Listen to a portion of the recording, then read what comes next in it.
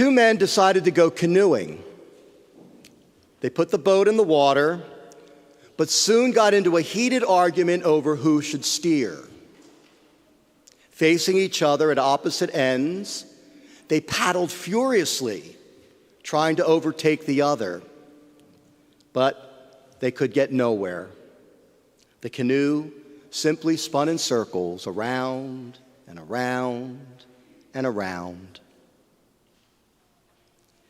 Jesus once promised, "Where two or three are gathered in my name, there will I be in their midst."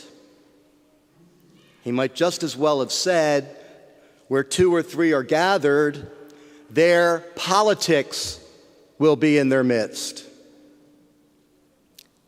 My political science professor in college defined the word politics as simply the process by which it is decided who gets what, when, and how.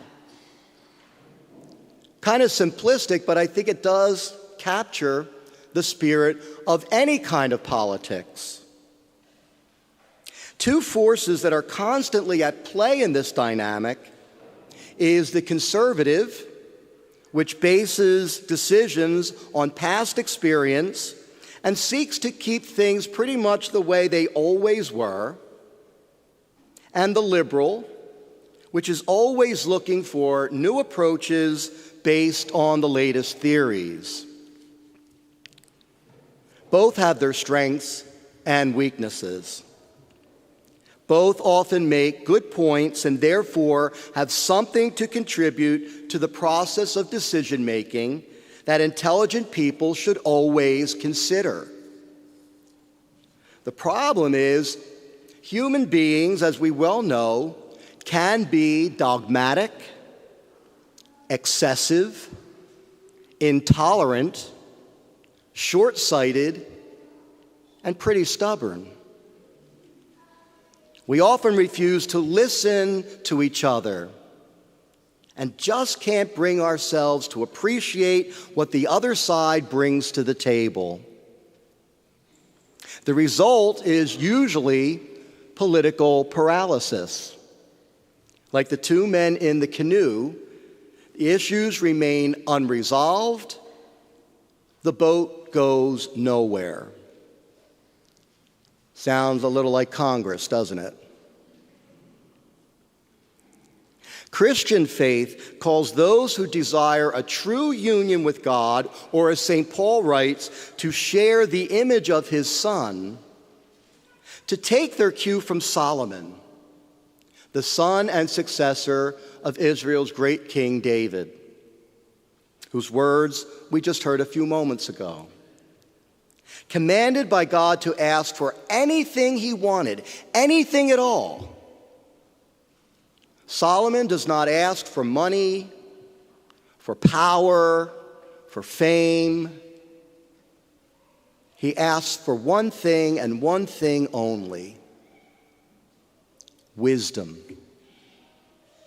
And not simply the wisdom of the age, which often passes with the age that produces it, but the wisdom of the ages, which holds true from generation to generation to generation.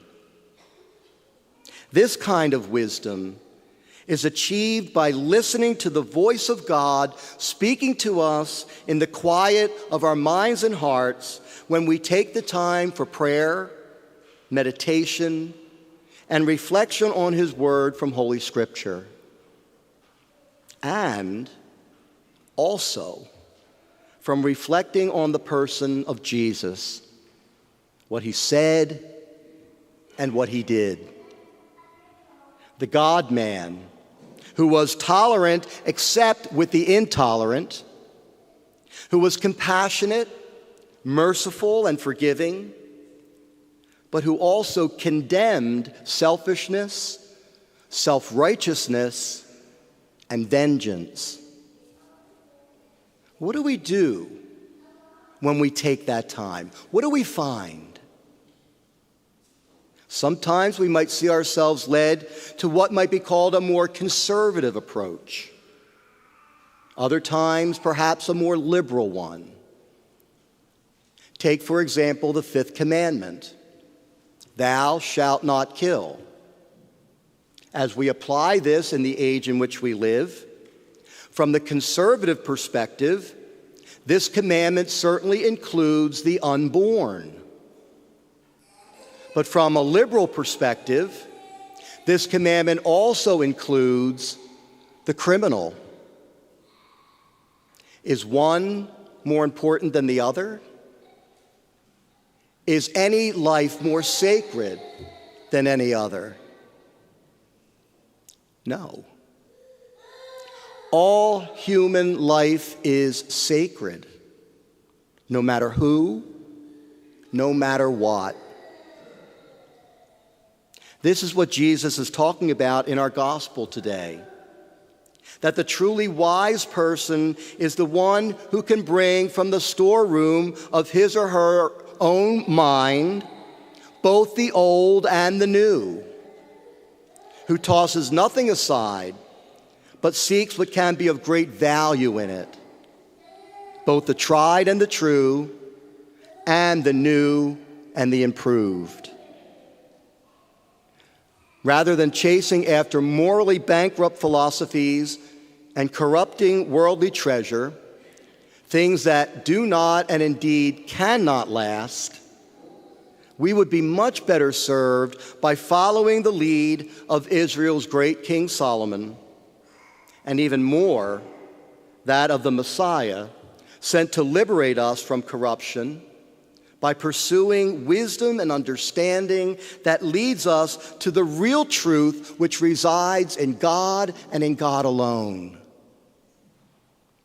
If we would have all things work together for the good, as St. Paul writes, if it's a better, more peaceful way of life we're looking for, and life beyond this world of going around in circles, we need look only to him who came to lead us to it. God bless you.